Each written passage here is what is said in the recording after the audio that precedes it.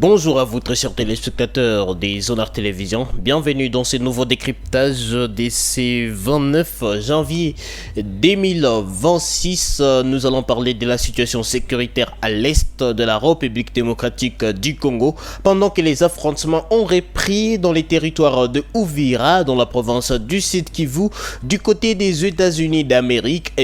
L'accord entre la République démocratique du Congo et le Rwanda est en train de se voir être réexaminé et le Congrès américain veut évaluer la possibilité de mettre des sanctions sur le Rwanda. Vous allez découvrir pourquoi dans cette production. Mais également, la bonne nouvelle du côté des forces armées de la République démocratique du Congo, c'est qu'ils ont réussi à prendre le contrôle du point zéro dans la province du Sud Kivu. Le point zéro qui était une position stratégique des forces armées de la République démocratique du Congo. Je vais vous expliquer le niveau des stratégies de cette localité, mais également je vais vous expliquer pourquoi est-ce que j'ai dit que c'était une bonne nouvelle du côté des forces armées de la République démocratique du Congo. Après des combats, ils ont réussi à prendre cette partie. Que se passe-t-il? Quels sont les enjeux autour de cet avancement des forces armées de la République démocratique du Congo? Est-ce que les M23 poursuit son retrait en secret ou ce sont les forces de frappe des forces armées de la République démocratique du Congo qui font reculer le mouvement AFC M23? On en parle dans cette production, mais également le point sur lesquels je vais revenir avec un peu de force, c'est les points autour de cette évaluation du Congrès américain de l'accord entre la République démocratique du Congo et le Rwanda. Est-ce que les sanctions, d'éventuelles sanctions qui seraient mises à la charge du Rwanda pourraient impliquer la FCM23, d'autant plus que le Rwanda a déjà avoué sa collaboration avec la FCM23 et la FCM23 a reconnu cette collaboration et ils ont dit que la collaboration n'est tournée qu'autour d'une coopération sécuritaire par rapport à la question des FDLR sur le sol congolais. On en parle dans cette production, mais avant de commencer, pensez déjà à vous abonner et activer la cloche de notification pour ne plus jamais manquer nos actualités sur Zonards Télévision. Plus de 205 000 personnes déjà abonnées sur notre chaîne. En tout cas, ça nous fait vraiment plaisir de vous savoir toujours nombreux à nous suivre. Mais également, ça nous fait vraiment plaisir de savoir que vous partagez en tout cas ce que nous vous diffusons et vous donnez vos commentaires et nous réagissons à vos commentaires. Les décryptages de ces jours, c'est parti. Je l'ai dit dans mon introduction, les forces armées de la République démocratique du Congo se sont affrontées au mouvement AFC M23. Aujourd'hui, une fois de plus, des affrontements qui ont eu lieu dans les territoires de Uvira, dans la plaine des Ruzizi, c'est dans la province de Sud Kivu, bien sûr, où il y a eu un échange de tirs, mais il n'y a pas eu d'avancement, mais cela a semé une forte panique au sein de la population et a causé un certain déplacement encore une fois de certaines personnes qui ont fui les affrontements entre les deux parties pour s'abriter.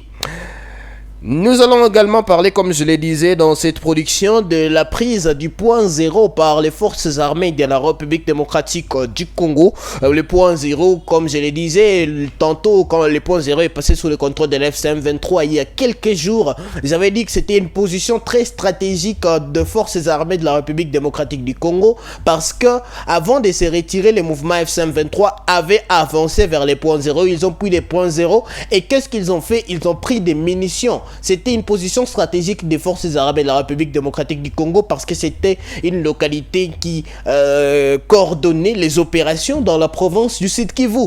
Il y avait des munitions, il y avait des chars, en tout cas du matos des forces armées de la République démocratique du Congo était resté là-bas et le mouvement FCM23 en a profité avant de se retirer dans la ville de Uvira. Et aujourd'hui, l'on apprend que les forces armées de la République démocratique du Congo ont réussi à reprendre cette partie mais ce n'était pas après des affrontements ou je ne sais quoi. C'était, il y a eu des coups de balle, mais apparemment ça aurait été un retrait du mouvement AFC M23 dans cette partie. Mais pourquoi se serait-il retiré une fois de plus? Le mouvement AFC M23 a démenti avoir entamé un processus de retrait, mais depuis quelques jours, le mouvement AFC M23 est en train de se retirer dans certaines localités dans la province du Sud Kivu. Et le point zéro qui est repassé aujourd'hui sous le contrôle des forces armées de la République démocratique du Congo va relancer les forces armées de la République démocratique du Congo et les Wazalendo parce que ils ont leur bastion actuellement, même si il est normal de penser que aujourd'hui les points zéro seraient déjà piégés entre parenthèses par le mouvement FCM23 qui a quitté cette partie, mais déjà ça va relancer les hostilités dans la province du Sud Kivu parce que ils ont maintenant leur bastion qui coordonne les opérations dans cette partie, mais également la prise du point zéro par les forces armées de la République démocratique du Congo représente directement un certain bouclier parce que maintenant là ils contrôle la zone entre Uvira et Fizi. Donc le Fizi centre est actuellement sécurisé par les forces armées de la République démocratique du Congo. Voilà pourquoi je disais que c'était une position très stratégique, mais également un bastion très stratégique pour les FRDC et les Wazalendo, mais également l'armée burundaise qui continue à apporter son soutien aux forces armées de la République démocratique du Congo. Donc nous allons suivre la situation de très près pour vous donner l'évolution par rapport à ce qui se passe dans la province du Sud Kivu. Est-ce que la M23 a réellement entamé ces processus de retrait, même si ils ont déjà démenti par leurs officiels? Ils ont dit qu'ils ne quitteront pas les zones sous leur contrôle actuellement, mais on remarque que plusieurs zones sont en train de repasser sous les forces armées de la République démocratique du Congo ou encore les Wazalendo depuis les retraits de la ville de Uvira par les mouvements AFC M23. Et parlons de l'AFC M23 et du Rwanda, vous le savez, ça fait exactement 6 semaines que la République démocratique du Congo et le Rwanda ont signé un accord de paix.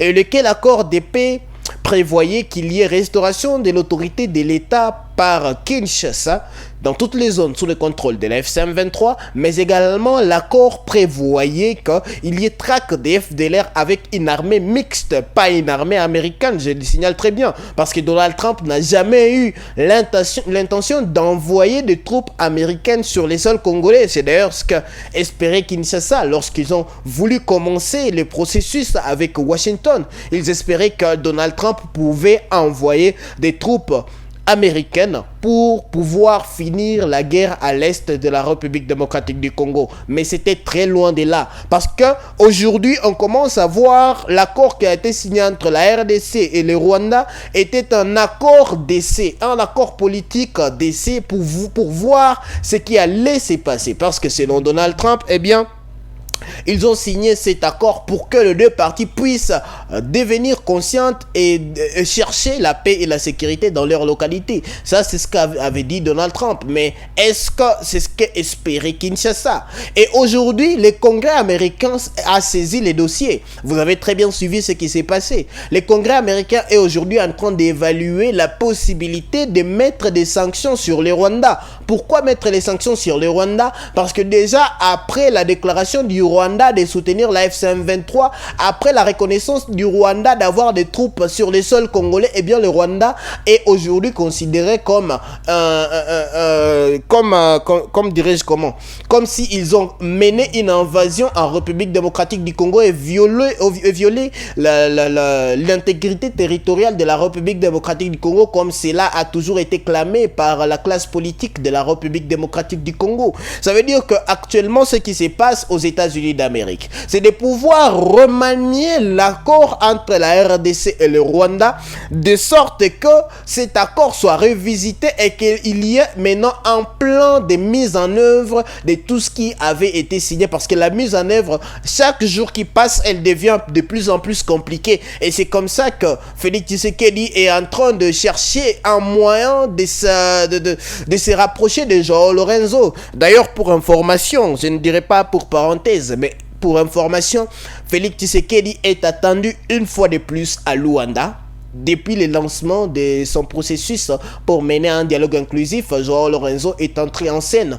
Ils se sont vus 2-3 fois et une fois de plus, Félix Tshisekedi va se rendre à Luanda, soit aujourd'hui, soit demain, pour aller rediscuter avec Joao Lorenzo autour de la situation sécuritaire, même si nous savons que l'AFC M23 n'a pas encore donné son avis, favorable, je dirais ça comme ça, par rapport à la participation à ces dialogues inclusif, mais également il faut savoir que l'AFC M23 est en train de pousser jusqu'à ce que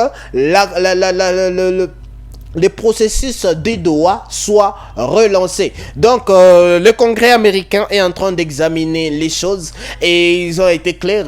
L'accord depuis sa signature n'a jamais rien apporté sur le terrain parce que la mise en œuvre reste fictive. Même si Donald Trump s'est loué d'avoir mis fin à la guerre à l'est de la République démocratique du Congo, mais la situation sur le terrain démontre le contraire. Dites-nous ce que vous pensez de ce que pourraient apporter les États-Unis d'Amérique dans cette partie. Également, dites-nous ce que vous pensez de ces replis, ces replis qu'on dirait de l'AFC M23. Sont-ils toujours en train de se replier ou ils sont en train de perdre du terrain? Dites-nous ce que vous en pensez. Et en dernier lieu, dans les commentaires, dites-nous qu'est-ce que vous pensez de cette coopération Félix Tshisekedi, Joao Lorenzo, parce que je vous renseigne qu'il sera à Luanda très bientôt pour rediscuter avec Joao Lorenzo. Je vous attends dans les commentaires, je vais vous lire et la prochaine émission, ce sera la vôtre parce que c'est vous qui allez nous donner quoi dire et je vais vous lire, je vais vous donner la parole. Merci, on se retrouve à la prochaine pour un sujet d'actualité. Prenez bien soin de vous, on est ensemble.